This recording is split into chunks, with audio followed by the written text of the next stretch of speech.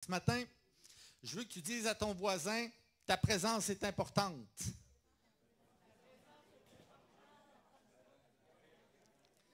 Vous savez que dans la parole de Dieu, il y a eu beaucoup d'équipes, que ce soit les communautés, les peuples, bien sûr des individus, mais qui ont fait des exploits. On peut faire des exploits seuls, mais ce qui est très rare. Dans la parole de Dieu, il y a toujours des associations, des communautés, des groupes qui ont fait des exploits où le surnaturel a pris place. Et ce matin, je veux qu'on aille vers un pour tous et tous pour un. C'est notre thème d'aujourd'hui. Ma première question, et Pasteur François en a parlé la semaine dernière, lorsque Pierre est sorti de sa barque, est-ce que vous avez peur de l'engagement? Gardez vos réponses. Je vais reposer la question à la fin du message. Seul, on va vite, mais ensemble, on va plus loin. Vous êtes d'accord avec moi ce matin? Ce matin, on va parler d'engagement, d'investissement et d'implication. D'abord, quels sont les avantages à s'impliquer, à faire du bien, à faire du bénévolat, par exemple? Mais aussi, qu'est-ce qui nous retient à s'embarquer à fond dans notre engagement? Il y a des éléments qui nous freinent. Mais dis-toi ce matin qu'il n'y a pas d'engagement sans défi, puis qu'il n'y a pas de défi sans apprentissage. Et je vais vous amener dans le livre de Néhémie ce matin. Qui est Néhémie?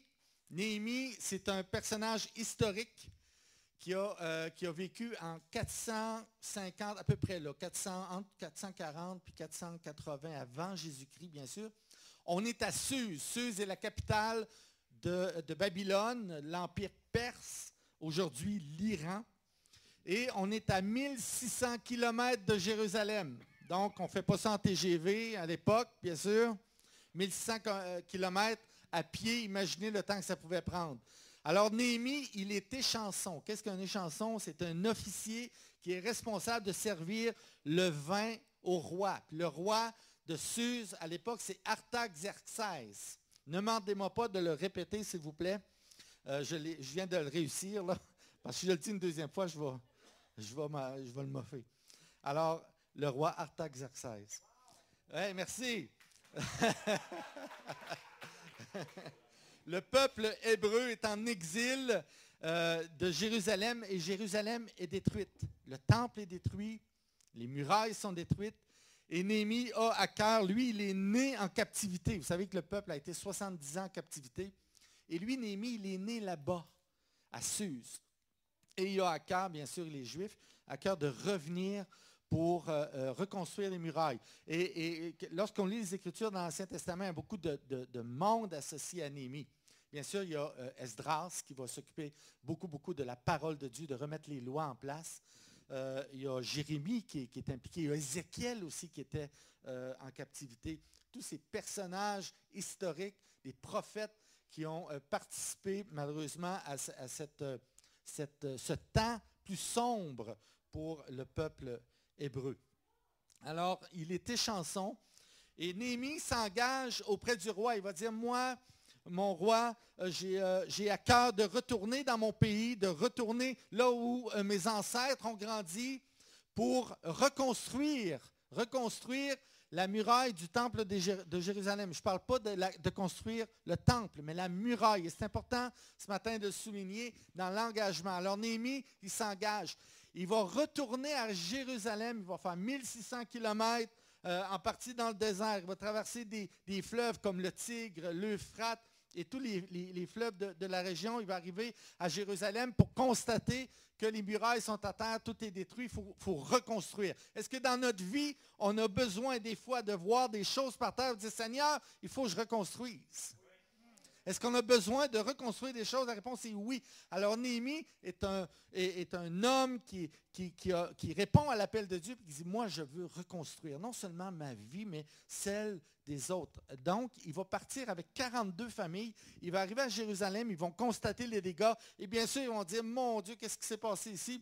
Bien sûr, les murailles sont à terre et 42 familles, ils vont leur donner des secteurs. Donc, imaginez 42 familles autour du temple pour reconstruire la muraille. Chaque famille va être responsable de reconstruire une partie de la muraille, comme l'Église. Chaque famille est importante pour l'Église de Jésus-Christ. Vous êtes avec moi? Nous rebâtîmes la muraille, qui fut partout achevée jusqu'à la moitié de sa hauteur, et le peuple prit à cœur ce travail. À cœur. Donc, ils avaient à cœur la reconstruction. Si tu es entré ici ce matin, tu dis, Seigneur, moi j'ai besoin de reconstruire ma vie, que ce soit sur le plan financier, sur le plan affectif, sur le plan social, sur le plan même de ma santé, j'ai besoin de toi ce matin pour rebâtir. L'avantage, bien sûr, de s'engager pour l'Église, ça va créer des liens. Dieu permet que tu sois là ce matin et il va permettre aussi que tu puisses créer des liens. Et il va permettre aussi que tu puisses briser ton isolement. Parfois, on est isolé, on est seul à la maison, on a besoin de voir des gens. L'Église, c'est le meilleur des endroits. Il va aussi permettre ton engagement d'approfondir ta foi, approfondir les connaissances de la parole de Dieu. Et pour construire ton propre temple. Vous savez, l'apôtre Paul va dire dans ses Écritures que ne savez-vous pas que vous êtes le temple du Saint-Esprit, le cœur, le temple. Et vous êtes responsable de la construction de ton temple.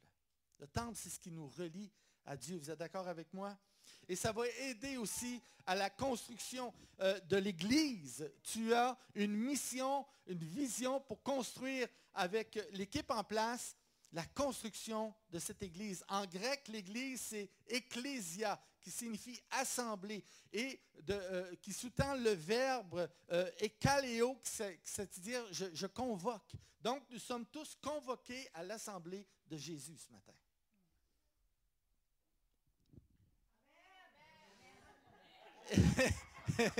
Dieu nous permet de mettre à profit aussi à l'Église notre témoignage.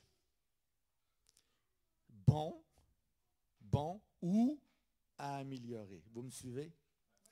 On n'est pas ici nécessairement, on va le voir tantôt, en parfaite condition. On ne sera jamais en parfaite condition. Il va toujours avoir des éléments dans notre vie qui vont soit nous mettre à genoux, soit nous ébranler, dire, Seigneur, comment je gère ça? Alors, gérer ça, c'est dire, oh, Seigneur, tu es bien plus fort que moi. Prends-le, je te le donne. Mais ce qui nous freine à l'engagement, il y a des éléments qui nous retiennent dans l'engagement. Et parfois, ça peut être nos propres valeurs. Parfois, on peut être des chrétiens de 15, 20, 25 ans, 30 ans, qui disent, oh, j'ai des valeurs, il y a des choses qui me rejoignent, il y a des choses qui me... C'est une réalité. C'est une réalité. Pourquoi? Parce que l'Église de Jésus, et là, je vais dire un gros mot, l'Église de Christ, elle est parfaite. Vous me suivez? Suivez-moi, c'est important. L'Église, elle est parfaite jusqu'à temps qu'on mette des hommes dedans. Là, elle devient parfaite. Alors, vous êtes rentrés dans ce lieu imparfait, l'Église devient parfaite. Moi, je suis imparfait. Vous êtes d'accord avec moi? Tout le monde dit Amen, oui? Alors, et moi, je suis ici pour ma relation avec Dieu, mais aussi ma relation avec vous. La gêne, parfois, peut nous freiner à l'engagement. J'ai connu des gens qui étaient gênés. J'ose pas, je suis gêné. Il y a des combats qui se font par rapport à ça. On a aussi le sentiment qu'on n'a pas besoin de moi. Oh, pas besoin de moi. Ils sont capables. Non, moi, il me semble que je ne suis pas faite pour ça. Moi, je vois des gens qui sont à la console le matin, il y a peut-être 3 mois. Joanne, tiens, oh, il me semble que je ne suis pas faite pour ça. Hein? Il me semble que Mais non, elle est là ce matin au PowerPoint, puis elle me suit dans mon message. Pas merveilleux?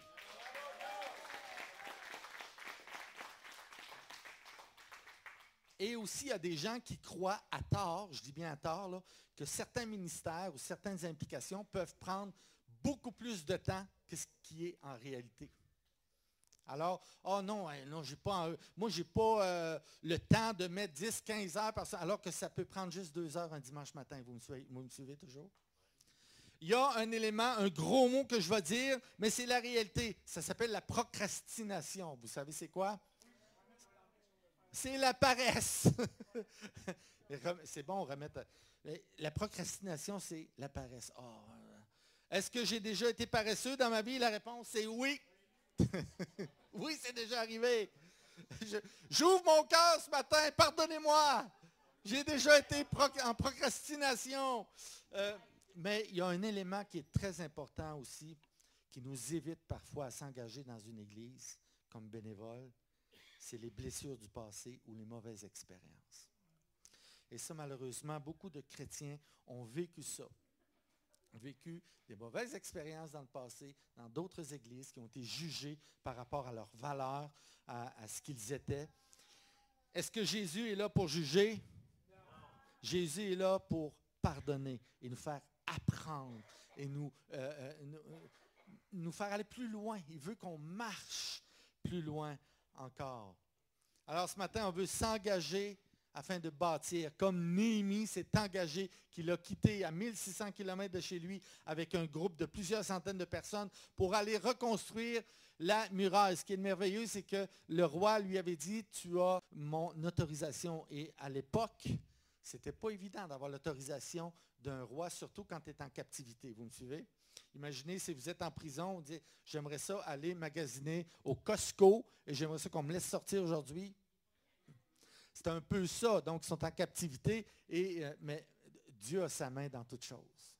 Il a permis la reconstruction des murailles, comme il va permettre la reconstruction des éléments qui freinent ton engagement ou qui te freinent dans la vie. Vous me suivez toujours? Dieu, ce qu'il veut, c'est qu'on s'engage pour aimer. Alors, pour s'engager, pour bâtir, vous savez, il y a une belle parole dans l'apôtre Jean dit, il dit, petits enfants, n'aimons pas seulement en parole et avec la langue, mais en action et en vérité. L'amour va au-delà des belles paroles. Il faut que l'amour suive les bottines. Vous me savez, les babines suivent les bottines. Il y a de l'action là où il y a de l'amour. Et il y a de l'amour là où il y a de l'action dans l'Église. Comme tu aimes Jésus et son Église, tu dois aussi le prouver en action et en témoignage. Mais le témoignage, ce n'est pas facile. Notre attitude. Ouais, mais je suis fait de même. Non, Dieu ne te veut pas nécessairement de même. Ce qu'il veut, c'est que tu puisses améliorer ton attitude. L'engagement, c'est une autoconstruction. Parfois, la pluie peut faire ralentir la construction, mais les plus beaux jours te permettront toujours de consolider ton temple. S'engager, soit par le mariage, s'engager par le baptême, s'engager comme parent, s'engager dans un ministère, un accès comme bénévolat à l'Église, s'engager à changer, à prier pour les autres et à enseigner, à témoigner. C'est beaucoup de formes d'engagement. Est-ce qu'on est prêt à ça? Pas dans tout. Moi, je ne peux pas m'engager dans tout. Je suis déjà engagé dans le mariage. C'est une grosse grâce. Merci Seigneur. Là, mon épouse va me dire après, on dit, hey, tu aurais pu t'abstenir de dire un affaire de même. Mais vous savez que le mariage, c'est un gros engagement. Mais le Seigneur fait des bénédictions à travers le mariage de ceux qui s'engagent. Parce qu'aujourd'hui, vous savez, il y a tellement de divorces qu'on doute de ce que Dieu a mis en place par sa parole. Tout devient possible, mes frères et sœurs, dans l'action. Est-ce que tu es fidèle à tes engagements? Première question. Es-tu fidèle à tes engagements? Tu n'es pas obligé de répondre. Parce que des fois, ce n'est pas facile. Howard Schultz, prochaine diapo, Howard Schultz qui est le principal actionnaire de Starbucks qui va dire, lorsque vous êtes entouré de personnes qui partagent un engagement passionné autour d'un objectif commun, tout est possible.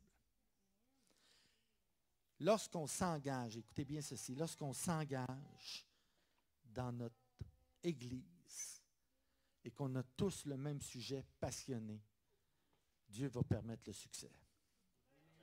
C'est garanti. Ce qui est de Dieu va continuer. Retenez bien ça, ce qui est de Dieu va toujours continuer. Job qui a tout perdu, pour ceux qui aiment les livres historiques, les livres poétiques. Job est un livre poétique avec les psaumes, les proverbes, l'Ecclésiaste, le Cantique des Cantiques. Job dira, interroge les bêtes, elles t'instruiront. Les oiseaux du ciel, ils te l'apprendront. Parle à la terre et elle t'instruira. Et je tiens à vous dire ce matin que les fourmis construisent sans cesse et jamais on les entend se plaindre. « Ah, ben là, m'a appelé mon syndicat. » Jamais on entend les fourmis se plaindre. Ou encore les abeilles nous fournissent le miel et jamais elles ne se rebellent. Parle à la terre, regarde les animaux, regarde ma création, elles vont te parler. Et aujourd'hui, on a besoin de ces exemples-là dans l'engagement. Nous devons prendre exemple à la création. Jésus a dit, « Celui qui moissonne reçoit un salaire et amasse des fruits pour la vie éternelle, afin que celui qui sème et celui qui moissonne se réjouissent ensemble. » Ton engagement est une semence qui portera du fruit. Écoutez bien ceci.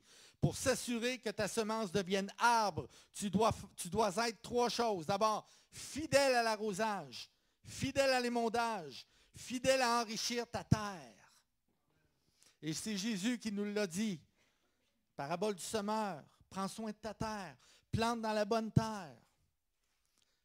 Arrose, émonde. Vous savez comment on fait les meilleurs vins? Il y a quelques Français ici. Les meilleurs vins en France sont faits à partir de l'émondage qu'on en a fait. Si vous m'arrivez avec un pétrus que je n'aurai jamais les moyens de me payer, mais là, on sait que le pétrus est un vin dont l'émondage a été particulièrement...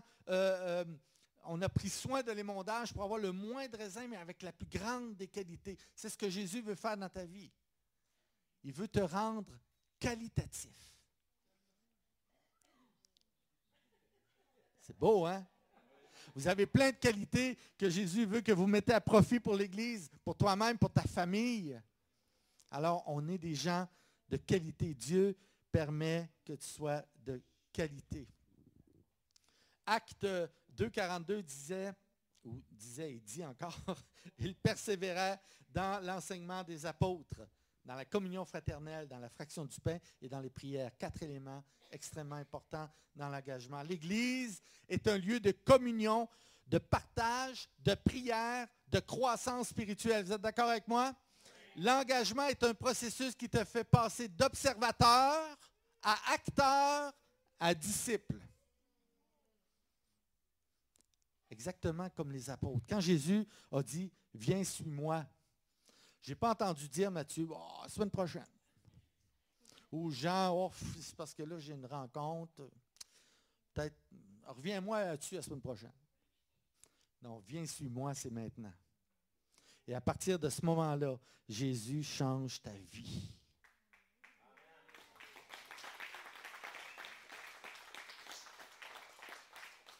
Jésus a montré et enseigné que la force, la puissance de l'engagement donne des résultats surnaturels.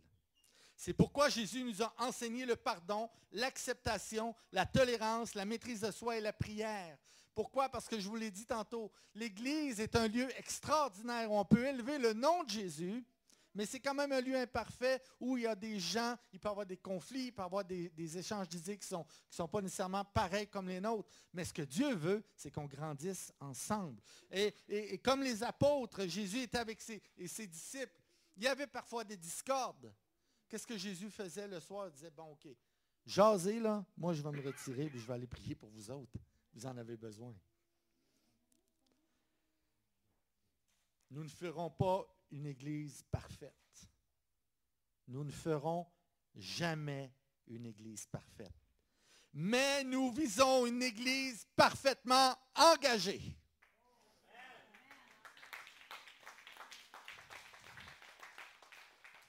Alors, pourquoi s'engager? Voici mes 5 éléments principaux ce matin. Principal. Un élément principal. Pourquoi s'engager? D'abord, s'enrichir spirituellement. Mettez-vous dans la peau des disciples avec Jésus-Christ. C'est exactement la même chose. Il veut que tu t'enrichisses spirituellement, comme les disciples de Jésus l'ont fait. Il veut que tu développes tes capacités relationnelles, comme les disciples l'ont fait avec Jésus. Il veut que tu découvres tes forces pour la communauté, exactement comme Jésus l'a fait avec ses disciples. Il veut augmenter l'estime de toi-même. Parfois, on rentre, on dit « Ah non, je ne suis pas capable, je suis pas... » Jésus veut t'enlever des « je ne suis pas capable », il veut te dire « tu es capable ». Et permettre à Jésus de nous améliorer. Est-ce qu'on est prêt ce matin? On dit « Oh Seigneur, je t'ouvre mon cœur, j'ai tellement de choses à changer. Viens, j'ai besoin de toi ce matin. » Chaque point positif de votre personnalité à chacun de vous donnera à l'Église une personnalité unique. C'est pas merveilleux, ça? L'Église doit être le lieu d'apprentissage par excellence. L'Église doit être le lieu pour développer nos relations. L'Église doit être le lieu d'approfondissement de notre foi. L'Église doit être le lieu où on construit notre cœur et on reconstruit parfois des relations et on reconstruit notre relation avec Jésus-Christ. L'Église doit être le lieu où Jésus accède à ton cœur, où tu dois laisser Jésus et lui donner l'opportunité et l'accord. Je te donne, Seigneur, toute la possibilité d'entrer dans mon cœur et de changer mes pensées. Mon cœur. Changer ce que j'ai à améliorer. Viens, Seigneur. Est-ce qu'on est prêt à dire ça ce matin? Viens dans mon cœur et change mon cœur. Tout le monde, écoutez bien ceci, là. Tout le monde a une montre, mais ils n'ont jamais le temps. On n'a jamais le temps, même si on a une montre. Moi, j'ai jamais de montre, mais j'essaie de me trouver du temps.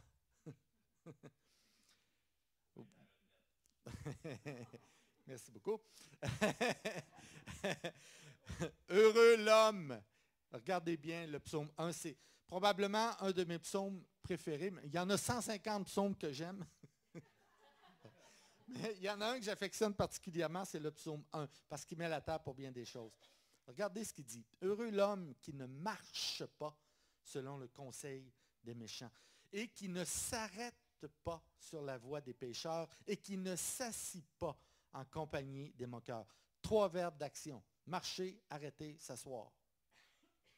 Je vais revenir là-dessus. Mais qui trouve son plaisir dans la loi de l'Éternel, la parole de Dieu, et qui la médite jour et nuit. Il est comme un arbre planté près d'un courant d'eau qui donne son fruit en sa saison et dont le feuillage ne se flétrit point. Tout ce qu'il fait lui réussit. Wow! Wow! Alors, ce que Dieu veut, c'est non, je ne te permettrai jamais de t'asseoir. Je veux que tu marches, non seulement que tu marches, mais que tu cours. Vous savez, en leadership, on dit, le leader, pour que les gens le suivent, le leader doit courir pour que les gens marchent. Parce que si le leader marche, les gens vont s'asseoir. Si le leader s'assoit, les gens vont se coucher puis ils vont dormir. Imaginez si le leader s'endort. Il n'y a plus rien. C'est comme ça. Alors, Dieu t'appelle à être un leader. Où tu es, dans ta famille, à ton travail, à l'église. Et on doit courir. Et je connais des gens qui viennent de se faire opérer pour la hanche il n'y a pas longtemps et qui courent et qui sont des leaders. Je regarde l'accès ce matin à Lise. Lise qui est là avec son mari, qui est là avec l'accès partage. Et elle est là ce matin avec une canne, mais elle est là.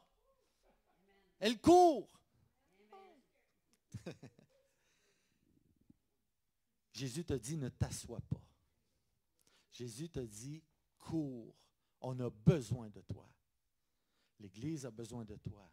Et qui est le maître d'œuvre de l'Église? C'est Jésus-Christ. Et c'est lui qui t'appelle à marcher. Et c'est lui qui t'appelle à planter ton arbre près de lui pour que tu portes du fruit. Un arbre planté près d'un courant d'eau va fleurir et en sa saison, elle va porter du fruit. Vous êtes d'accord? Tu es l'arbre planté près de Jésus ce matin. Il t'abreuve et te permet de porter du fruit grâce à ton engagement. Ton Église est le lieu où, pour grandir, tu dois y planter ton arbre. 2 choses. Lorsque tu plantes ton arbre, tu portes du fruit pour toi et tu portes du fruit pour l'Église. Et ça, Jésus, son cœur regorge de joie quand il voit des choses comme ça. Et en terminant, j'inviterai Michel pour la musique En terminant, je veux tout simplement revenir sur la thématique de ce matin. Un pour tous et tous pour un. Nous sommes engagés ensemble. Vous êtes toujours d'accord avec moi? Ce matin, on veut reconnaître l'implication des bénévoles dans chaque sphère de l'Église.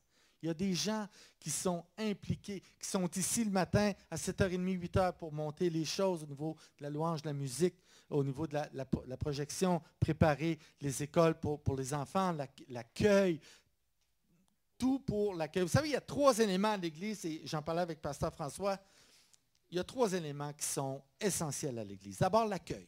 Vous savez que quand on rentre, je l'ai peut-être déjà dit, mais quand on rentre dans une église, tout de suite, on peut décider si on revient la semaine d'après, juste à cause de l'accueil. Le deuxième élément, c'est une louange extravagante, une louange où Dieu se réjouit d'entendre les chants, où vous vous réjouissez et vous êtes libre dans la louange. Ça, c'est le deuxième élément. Le troisième élément, c'est un message basé sur la parole de Dieu. Un message christocentrique, où Jésus est le maître. Et c'est ce qu'on veut faire à cette église, c'est ce qu'on veut faire dans nos vies ce matin. Et nous t'encourageons à investir pour ta croissance et celle de l'église. Et là, je ne fais pas du recrutement ce matin, là. C'est pas mon but. Je vous livre mon expérience parce que lorsque dans ma vie j'ai investi pour Christ, j'ai toujours eu des résultats positifs. Parce que Jésus est un Jésus de miracles. Dieu est un Dieu qui agit encore aujourd'hui. Il agit hier, il agit aujourd'hui et il agira demain. Je veux que pour ce dernier chant ce matin, on puisse prendre un temps d'adoration et dire, Seigneur, demandez à Dieu, qu'est-ce que tu veux faire de moi?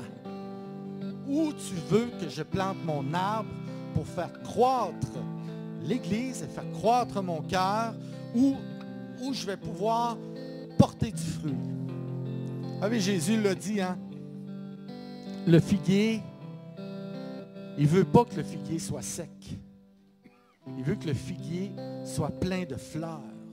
Vous savez, Jonas, dans l'Ancien Testament, Jésus a fait pousser un arbre pour le protéger du soleil, mais malgré ça, il n'avait pas guéri son cœur.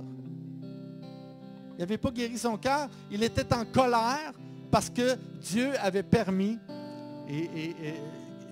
de toucher un peuple, qui était 100 000 à Ninive, de toucher un peuple qui n'avait jamais entendu parler de Dieu. Mais là, lui, il s'est rebellé. Mais pourquoi? Pourquoi on se rebelle parfois contre Dieu?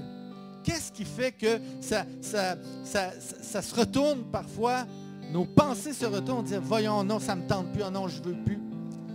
C'est les éléments que je vous ai donnés tantôt. Alors, on met en prière, Seigneur, viens toucher mon cœur. Guéris ce qui a pu me blesser dans le passé. Guéris ma gêne. Guéris ma paresse. Guéris ma perception des choses qui ne sont pas de toi pour que je puisse m'investir pour ton Église. Est-ce qu'on est prêt ce matin à s'investir pour l'Église de Christ? Ce matin, c'est ce que Dieu veut pour toi. Il y a un appel pour toi ce matin. Tu ne sortiras pas de ce lieu sans avoir changé tes pensées. Ferme les yeux ce matin et dis, Seigneur, je ne veux pas sortir de ce lieu sans avoir modifié mes pensées d'estime de moi-même sur mon engagement. Je vaux bien plus que ce qu'on dit de moi, Seigneur. Parce que je vaux exactement ce que toi, Jésus, tu dis de moi. Je vaux ce que tu es, Jésus. Je veux m'engager pour toi dans ma vie, dans ma famille, pour mon Église, dans mon travail. Je veux être représentatif de ta parole, de qui tu es. Je veux être un témoignage pour toi. Je veux grandir pour toi et je veux faire grandir les gens autour de moi par qui je suis. C'est dans le nom de Jésus ce matin qu'on a prié.